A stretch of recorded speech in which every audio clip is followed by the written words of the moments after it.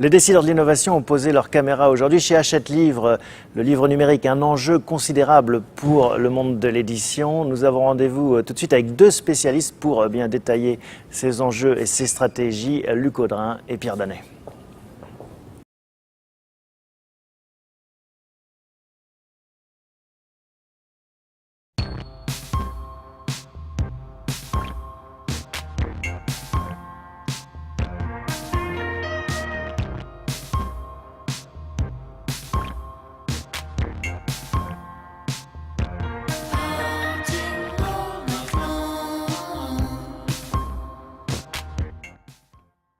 Luc Audrin, bonjour. Bonjour. Vous êtes responsable support à la numérisation chez Hachette Livre. Encore aujourd'hui, il nous est nécessaire d'adapter les processus pour bien produire déjà des livres numériques qu'on dit homothétiques, c'est-à-dire qui ont la même qualité en numérique qu'elles l'ont déjà sur le papier. Et là, il y a encore du travail à faire. Nous travaillons un maximum avec le standard EPUB, qui est un standard international ouvert.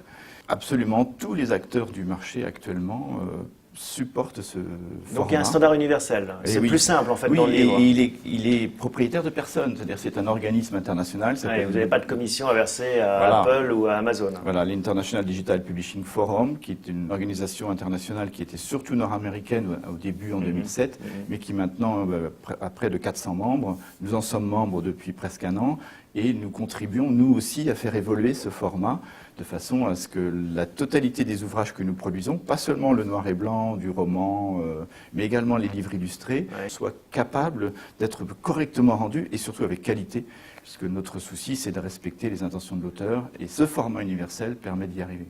Donc cette tension entre innovation et standard est permanente et elle est enrichissante pour le marché. Donc, par exemple, quand ce format qui s'appelle Fixed Layout, donc qui permet d'avoir un respect de la mise en page papier dans le livre numérique est apparu, il était plutôt un peu propriétaire des uns et des autres, d'Apple, de Barnes & Noble, de Sony, donc des acteurs existants, mais il a été normalisé dans le standard et maintenant... Il est interopérable, comme on dit dans le jargon. jargon. Voilà, exactement. On est en cours d'approche pour avoir ce format très universel partout. Il y a aussi, grâce aux tablettes couleurs, grâce aux écrans relativement grands, la possibilité de transposer dans ce format universel les livres illustrés. Ça, c'est une innovation intéressante et qui est en train de débouler là en ce moment dans tous les pays, aux États-Unis, en Angleterre, en Europe, pour la mise à disposition de livres, que ce soit des livres pour les enfants, de livres de cuisine, des choses très très maquettées. Pierre Danet, bonjour. Bonjour. Vous êtes le directeur innovation et technologie numérique pour Hachette Livre. Oui. Merci de nous recevoir dans cette maison historique, le premier éditeur français, c'est ça? Oui, premier éditeur français et deuxième éditeur dans le monde. Filiale de Lagardère. La lecture numérique va s'imposer sur le noir et blanc sans problème. Sur le livre illustré, c'est plus délicat. C'est quoi le livre illustré? C'est la bande dessinée? Ça peut être la bande dessinée, ça peut être le manga, ça peut être le livre pratique, le guide de voyage. C'est plus délicat parce qu'il y a deux chemins pour les éditeurs illustrés. Il y a le chemin des applications qui donne de l'interactivité, le chemin des e-books. Et pour l'instant, le marché n'est pas encore très clair entre les deux directions. Tout le monde tente les deux. Ce ne sont pas les mêmes montants investis. Le métier de l'app, c'est un métier de software développeur. Il faut quand même s'en rendre compte de ça et c'est pas facile pour un éditeur. Et là, c'est le combat qui a lieu en ce moment de trouver les meilleurs canaux vers les consommateurs. Il y a une très très grande bagarre sur l'enrichissement, sur l'interactivité, sur le portage des couleurs, sur la qualité. Vous avez vu toutes les annonces d'Apple sur le Retina Display et ça c'est important pour la lecture et pour la qualité des photos. Et le combat est là. En revanche, pour la littérature traditionnelle noir et blanc, c'est vraiment parti. Il y a de plus en plus de cloud readers, c'est-à-dire de logiciels de lecture sur les navigateurs Internet.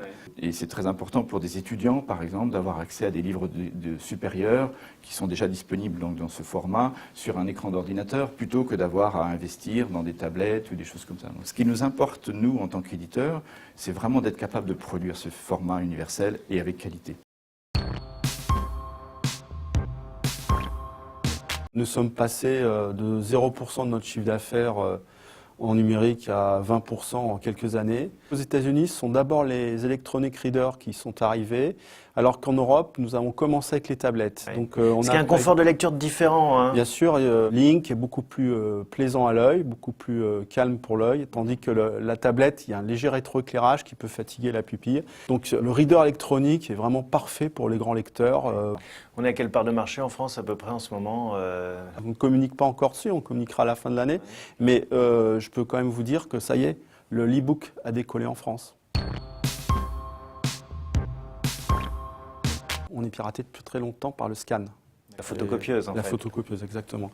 Donc, ce n'est pas une découverte pour nous. Mais c'était quand même moins aisé, j'imagine. C'était assez important. Les livres scolaires en Afrique sont extrêmement scannés. Deuxièmement, Hachette Livre anti-pirate tout son catalogue avec des sociétés américaines qui viennent de la Silicon Valley, qui sont spécialistes de l'anti-piratage sur le content sharing et sur le peer-to-peer.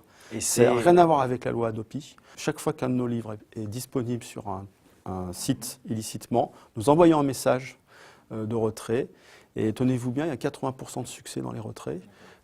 Un mot sur le prix. Est-ce que la donne économique change avec l'arrivée des formats numériques? Bien entendu, et c'est pour ça que maintenant vous trouvez pour la France nos livres entre 20% et 30% de remise par rapport au prix papier. Et c'est pour cela aussi que nous adaptons le prix du grand format au prix poche quand il y a la sortie du poche. Merci beaucoup, Pierre Danet. Merci Luc Audrin pour ces explications. Merci. À bientôt. Au revoir.